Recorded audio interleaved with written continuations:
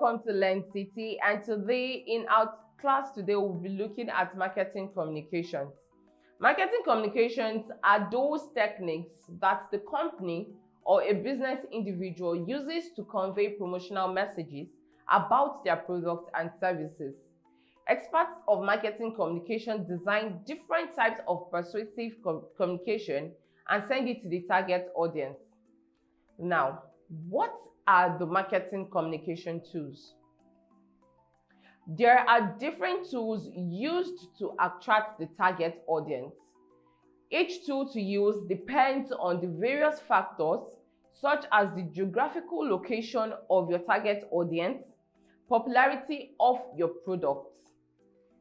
The important tools popularly used for marketing communications are: we have pamphlets, brochures, emails, advertisements, websites, sales promotion and campaign, exhibitions, personal selling, and also press release.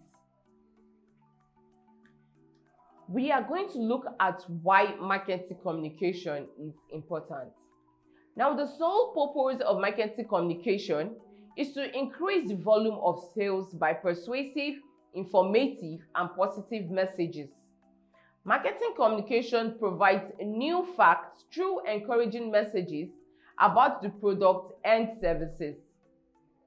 It is also meant to inform and persuade target audience and reinforce market credibility. What are the processes in marketing communication? Now, communication simply means passing the information from the sender to the receiver. But in practice, it is actually a complex process that involves many other factors. Cotley has given one of the most effective models to define the marketing communication process. Now, let us look at the diagram below. Now, this diagram explains the various components. The first two components, the sender and receiver. The second two components are the message and media.